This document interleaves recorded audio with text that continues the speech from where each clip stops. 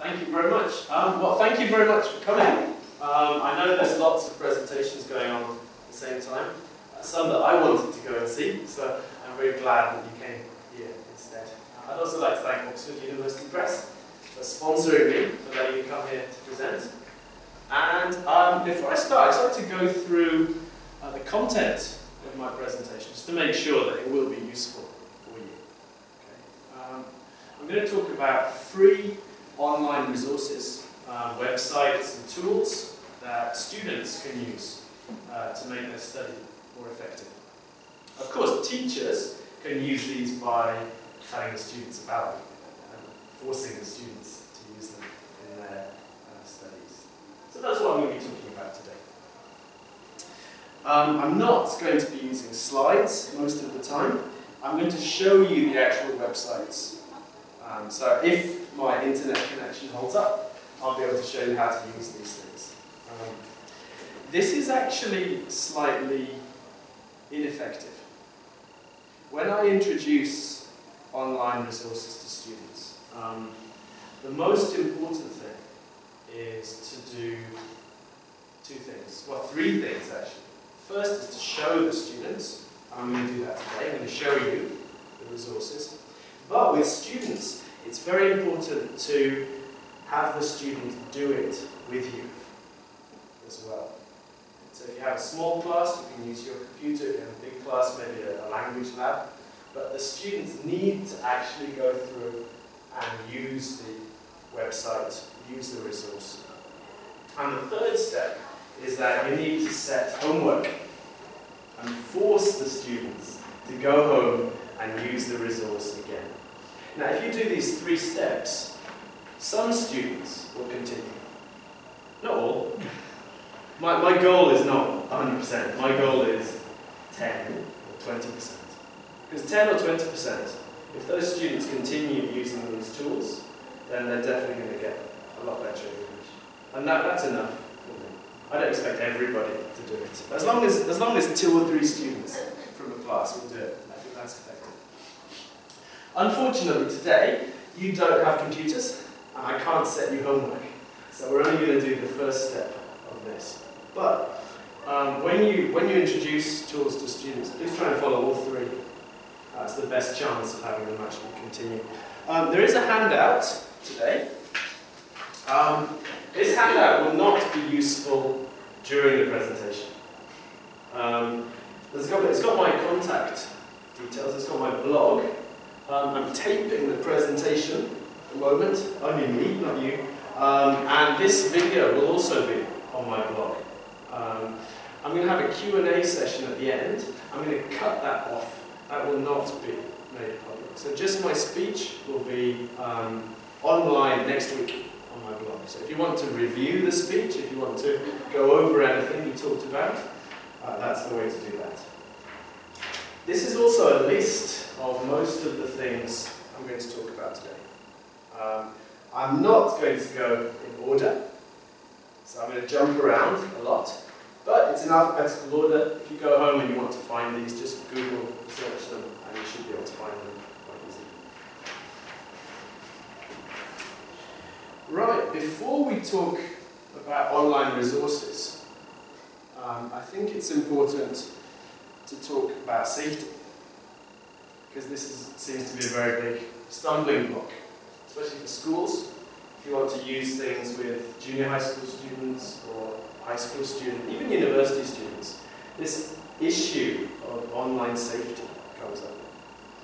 And I think it's a bit like traffic. So in the modern world, we have cars. Cars can be dangerous, especially to children or young people. So how do you deal with that? I think telling students to stay inside the house and never go out is not an effective way to do that. And it's the same with online safety. Students will go online at some point. It's very important that they go online, but they need to do so safely. So we need to teach them how to do that and to guide them at the beginning. So especially in a junior high school or a high school setting, I think just teaching the students some basic rules and checking that they're following them. Just out of interest, can I just ask where you're teaching? So any junior high school teachers? High school? University? Private? So private language school, kids? Adults? Okay, so mostly adults, mostly university. Okay, that's very good. That's a very good fit for today's presentation. I'm going to introduce two sites that are useful for children, and the rest are all at least junior high school, university. Most of these I use with my university students as well. Now I think this is absolutely essential that students use online resources. And I'd just like to explain that quickly with a quick diagram.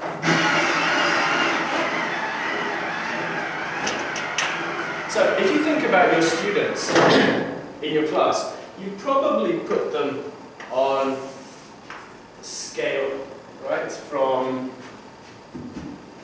not motivated, doesn't do homework, doesn't study very much, to very motivated, does their homework perfectly, studies hard outside of class, etc. And I think this scale doesn't show everything because it's missing an axis. So this is the motivation axis, how much time students put in. But this axis, this is the efficiency axis. So are the students doing things that are effective when they study? And this is also very important, because I have students who study really hard and spend a lot of time, but they're not doing it effectively. Right? They're copying out the junior high school textbook 7 times, right, in its entirety. So they spend a lot of time, they're very imaginative, but they're not effective, they're down here somewhere. Right? So at the same time, I have students who are quite lazy, they don't like studying, they don't spend a lot of time, but they're very effective. Right? They're up here, they're doing very useful things with English.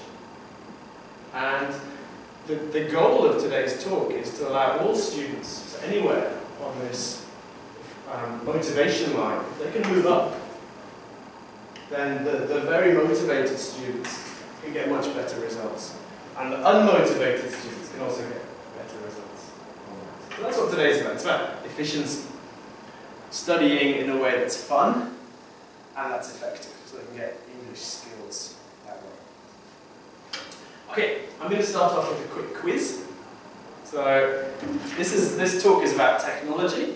There's a lot of jargon, kind of special vocabulary. I'm going to put 5 things on the board. What I'd like you to do, just with somebody nearby, maybe 2 or 3 groups of 2 or 3 people, just see if you know what these mean. Let's take about 2 minutes. So I'll just stick them up here. So.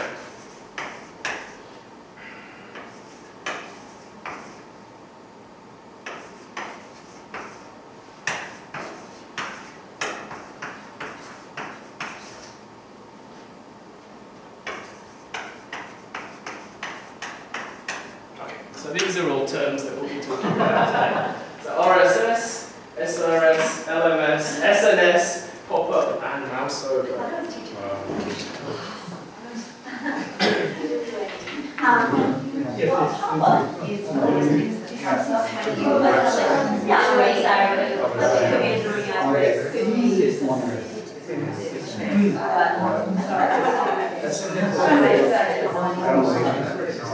That's part of why I came to this. I don't know what you want to do.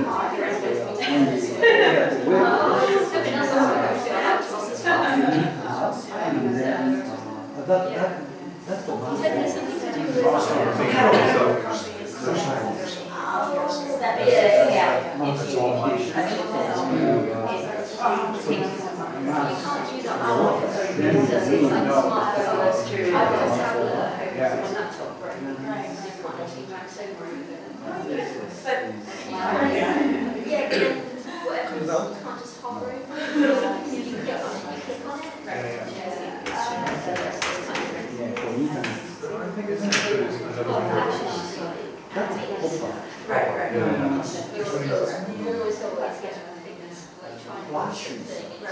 Please update your that's right. RSS, I don't see RSS inside. more about it. It's always on websites. Yeah. Because RSS is, I mean, audio of it is like when you are. Okay, let me just stop you there. Very quickly. Okay, did everyone know what RSS is? RSS is it's basically a way to subscribe to websites. So it's got this funky little symbol. It's normally a square that looks like this. It's the RSS button. And basically, if you go to a website, especially a blog that you like, you can click on the RSS and subscribe. And basically, you need a piece of software called an RSS reader. Google has one within it, so there's lots of other ones as well. And basically, every time you open your software, you get all the blogs, new content coming in automatically. So, yeah. What exactly does it stand for? Really simple syndication. Really simple syndication. Yeah, that's RSS. Oh. Yeah. So basically, it means you can read 50 websites Right. from one page without spending a lot of time. Right? So if you're interested in lots of things, that's a good way. This is good for advanced students who are into things, so they can get content to read. It's also really good for teachers. So if you subscribe to teaching resources, in the morning you get your teacher kind of newspaper prepared for you. SRS is very important, for this talk at least. It stands for Spaced Repetition System, and it's a memory software, basically. We're going to talk about this in a minute. LMS is a learning management system, or a learner management system. Basically, it's an online teacher tool, so you can supervise your class. You can send them messages, you can give them an online test and get the results. Very, very interesting. The most famous one is Moodle. Moodle is probably the most widely used one. The problem with Moodle is that you have to install it on a server. It's quite technical, and I can't figure it out. I like technology, right? You think there'd be a business to do that? There is. I'm going to talk about some alternatives to Moodle. Easy I ones. want to do it, you know, because of quizzes, right? Yeah. Later. SNS, you probably know. It's yeah, social networking site system. Facebook, Mixi, etc. Pop-ups are things that pop up out of the page, right? And today we're going to be talking about mouse over pop-ups, which is basically when you move the mouse over a part of the page, something comes out. And Flash, this is the bane of my life, Flash, because most of the websites I'm going to introduce today use Flash. Mobile devices don't use Flash. If you have an iPhone, you can't use Flash websites. If you have an iPad, you can't. Google Nexus, I bought one thinking it did work, it doesn't. Oh, wow. Flash does not support mobile devices anymore. You can get that for You can get special browsers, but they're quite slow. And they often change the... if there's a good one, you know, please tell me. It's that Puffin is not good using the iPhone. Puffin? Yeah. Korea. Alright, I'd just like to get stuck in there straight and show you some of these websites.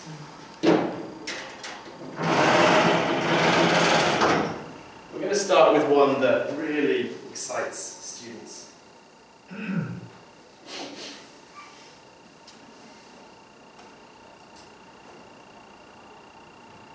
Not Ted. Ted is exciting. Besides teachers. Yeah, Ted does, yeah. Now this is the one for students. It's called the Pop G-Show.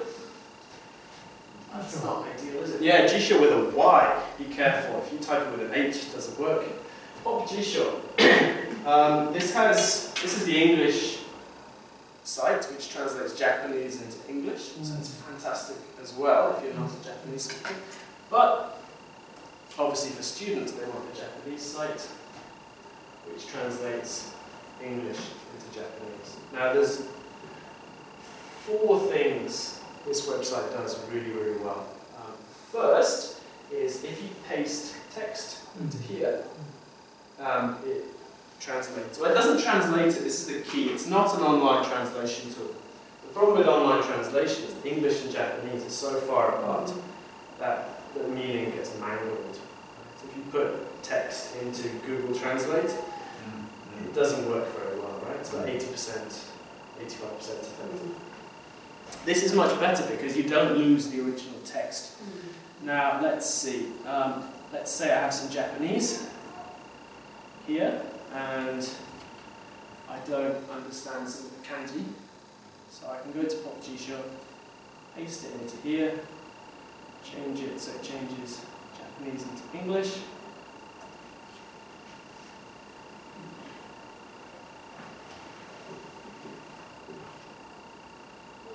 And I'll get this, and it gives me mouse over translations. Right, this is like a very, very fast dictionary. So for if you're trying to read an email, or you have a big chunk of text, just paste it in. And it doesn't change the original text. So the grammar's still there, the text is still there. You just find the difficult words, right? So, okay, so that's short guy. Right? So this is, and obviously for students it's the opposite. You put in English and they get the Japanese translation of words. So it means they can read the original without looking things up in dictionaries. The second thing this does is it'll take a website, a whole website. You can paste the URL into here and it'll do the same thing. So it'll give you the whole website with pop-up translations online. It means you can read online easily. I'm going to show you this using a different website as an example. And this is this. Hello. Does anybody know this website? This is wonderful. I can't believe it's free. Basically what this is it's about 1,200 short conversations. They're 3 to 5 minutes long on a huge variety of topics with people from different countries. So you can see here they've got sort by level, sort by country. So if you're going to be going to Thailand, you can find Thai speakers speaking English and practice. Or you can find Chinese speakers, or Brazilians, or Peruvians, or South Africans. So it's wonderful for students to get exposure to other accents. Right? Of course there's Americans and British and Australians on it too, but just that range is incredible. And what it is basically, if you go to the archive, you'll see, so we've got this huge list of topics. So there's a title, there's a short description. Let's talk about habits there. And as you can see that you can see which country they're from. So if we go here,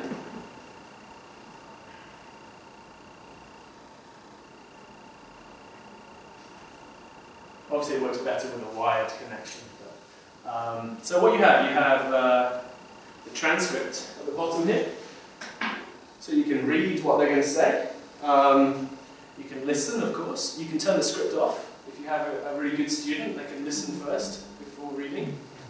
And it's just a kind of conversational.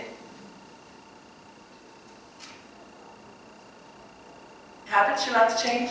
I would like to change my habits of buying bad food and drinks. It's so easy. So dangerous. And especially when you're... And the thing I like about it is it's quite natural. They've got pauses, they've got and reacting to each other, and that kind of thing. So it's a really good listening practice. But it's a bit difficult for some students, right? They look at this and think, So, what we do is we copy the URL and we stick it in Popjisho here, and we go through their engine, which hopefully won't take too long. And you get the same website with all the same functionality, except they give you the pop-ups to read it. So it's a no-brainer, right? The students can read it, they can listen, they can understand. Amazing listening practice. And there's 1,200 of these. So if they do one a day, that's what, 4 years of practice? Now, the third functionality of PopGShop is that when you're looking at words, you can double-click them, and they'll make a word list. Right?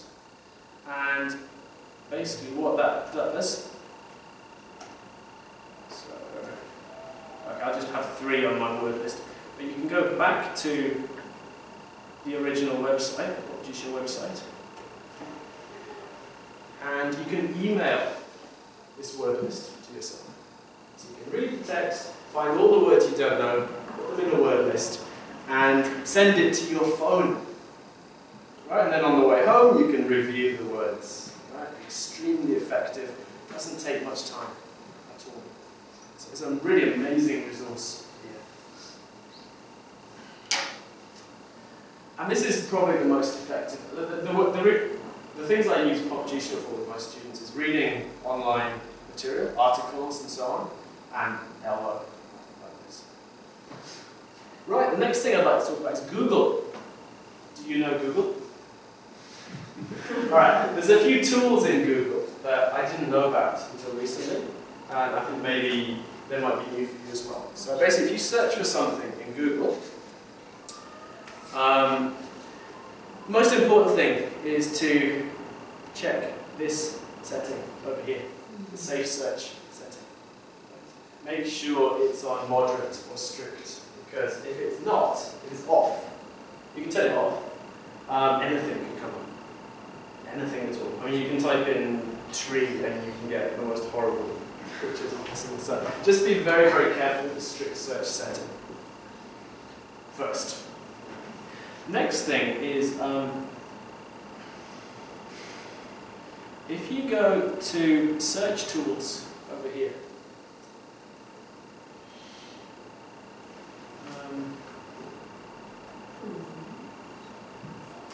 there's something called reading level.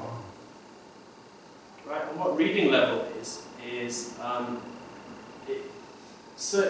classifies the websites by how long the sentences are and how long the words are, and it makes them into these 3 levels. Now, this isn't perfect, but you can generally say that basic will be easier than the others, right? So if you teach your students about this, they can find easier websites to read. Now, I think image search is one of the best things to use in class, so especially with children. If there's a new word or I want to explain something, like lizard comes up, and instead of saying tokage or something, I just go, okay, let's see what lizard is, right, and check. And then, oh, that's what a lizard is, right? And the images make it more likely that I'll remember. Yeah. So I remember a silly question about the reading level search tool. That works for all languages. So if it's if you're doing search in Japanese, it goes for Oh, right.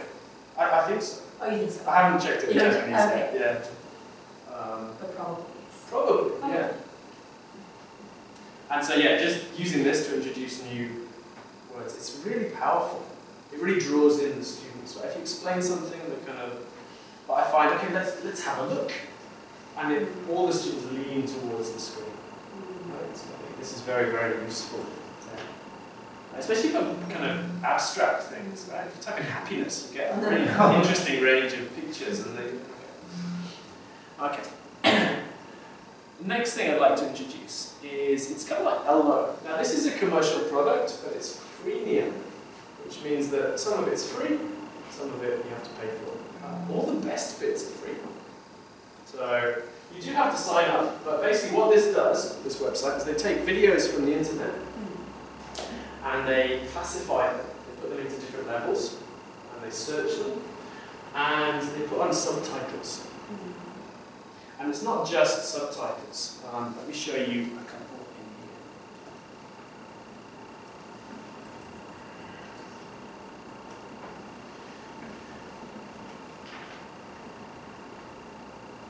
Like for students doing independent study, basically they can watch these videos.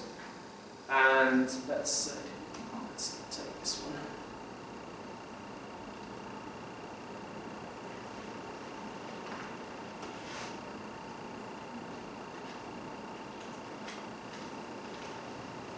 And again, there's thousands and thousands of videos on it.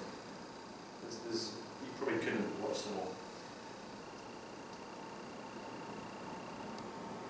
Don't let the noise of others' opinions drown out your own inner voice. And most important, have the courage to follow your heart and intuition. Now, okay, it's got subtitles. You can turn them on and off, English and Japanese. You can click on them, right, to get the meaning. Important. Follow. Intuition. Now, they also say that we've gone through and made sure that this meaning, words have several meanings, right, often. They've checked that they've put the right meaning according to the context. So it should be fairly accurate. And of course, these are all short as well. You can see this is 15 seconds, this video, right? So you can watch it 3 times and it would still not take a minute. And it's the repetition that does it, right, in context. So you can learn new words in context using this. It's also got study tools, so it'll do a closed activity, like I'll just show you. Don't let the noise of others' opinions drown out your own inner voice. Right, so you have to type opinions in there, right? So it's listening, spelling, all sorts of practice in there. And the context, again, you're getting the context every time. On this, if you've got a class, for instance, they do have teacher tools here as well. So you can put your students in a class. Let's have a look. I've got a couple of classes. So if I show you here, you can look at what the students have been doing, right? So you've got reports, how many videos did they watch, what have they been watching, that kind of thing. And this is all free functionality. If you pay, you get more detailed reports. But this is enough for me, right? So I know that if you didn't watch any videos, you did. Right? So I can go to you and say, hey, want more videos? So yeah, wonderful site. Yeah. One step up from this is TED. You're probably familiar with TED. Amazing content, really powerful content. There's a couple of tools on TED that I think are very useful. Obviously the subtitles. So you can subtitle talks in lots of languages, and Japanese is there's quite a lot of Japanese subtitles on there. I normally recommend students to watch it the first time with Japanese subtitles, so they get the meaning, and then the second time with English subtitles, so they can match what they're hearing to words, and then the third time, no subtitles. The short ones work better with students. Like TED, there's kind of 3 minutes, 5 minutes, 12 minutes, 20 minutes, right? The 3-minute ones are really good with students. Now, the other thing is the transcript here. They have an interactive transcript. And what that means is that the video will jump to the place you click on. Right? So say you want to start here, click on that, and the video would jump to that spot. So you can find specific phrases in the video. Especially if you're on a faster internet connection.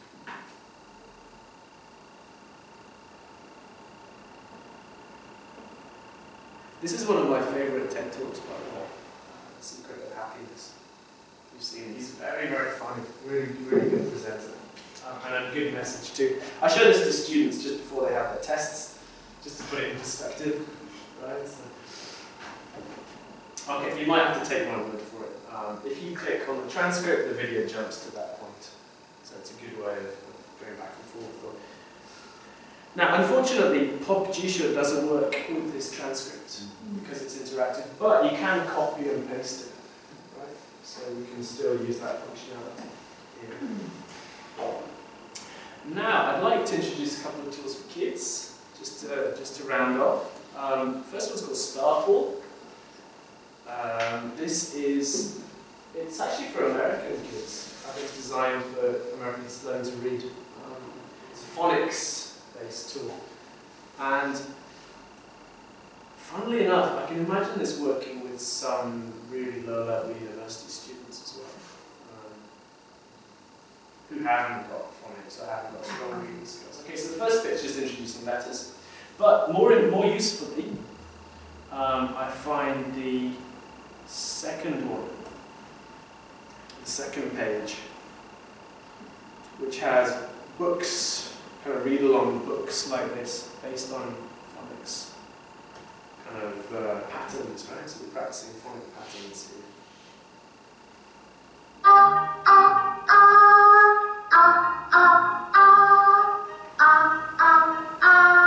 And that's the short O sound, ah. Ah.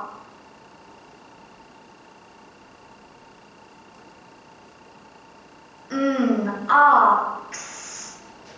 Mux. Now you can imagine how useful this is when I you're use teaching. it. It's a hoot. The kids absolutely love it. And there's little secret animations, right? So if you click on the certain parts of the Well, they use picture. the mouse, they just go mad with it, they love it. So really, really effective tool. And again, free. The later pages are, they've got stories, and the last bit's got kind of poems and short stories and comics and things like that. So it's quite a nice collection of activities in here. Another reading one. Do you know the Oxford Reading Tree? I don't know why. I don't know why you did this, but Oxford has put lots of the Oxford Reading Tree series online for free. As clickable ebooks. I don't understand why, but it's fantastic. So let's have a quick look at this. Now, I actually used the Oxford Reading Tree in my language school as a reading program, but it's really makes it accessible. So what you can do is you can search for different ages. So if we go for like 4 or 5.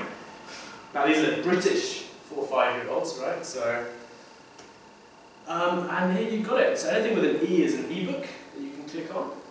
And let's see. I quite like this story.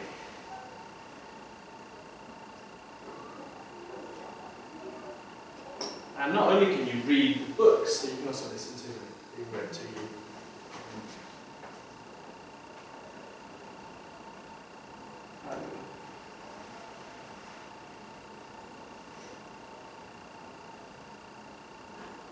Big Feet. Written by Roderick Hunt and illustrated by Alex Brichter.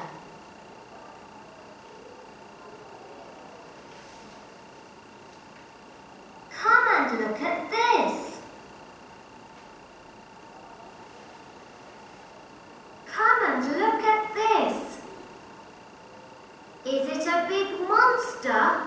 So I mean, you can imagine if you could set the students up with their own computer in class with some headphones and practice, and then test them at the end. This kind of tool, incredibly useful. And the higher levels of this are quite challenging. So that would be appropriate for university students as well. And the pictures and the characters are quite appealing. I know I've got a colleague who works at a women's university in Sendai, and some of his students are very low level, and they really like this kind of material because it's achievable. They can read it, right? And success, I think, is the biggest motivator. So if you do have lower level students, or if you teach children, this is amazingly useful stuff. Do the free ebooks go all the way through the end, or do they stop at the age reading level of 3 and 4, 4 and 5 or something? Let's have a look. It goes up to 9 or 11, and these are native speakers.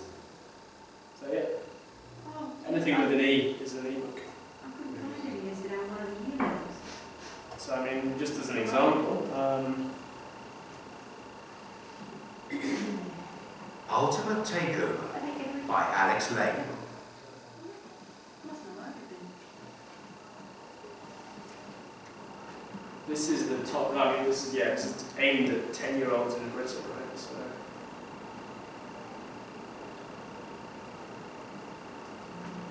Jack stared at the house. The house stared back. Or at least, that's what he had convinced himself it was doing. In the sky above, metallic. Right, so amazing results. Okay, now we mentioned LMS systems earlier, so learning management systems like Moodle. I've struggled with Moodle and I haven't been able to figure it out. But this company, Edu 2.0, this is basically the same kind of functionality as Moodle.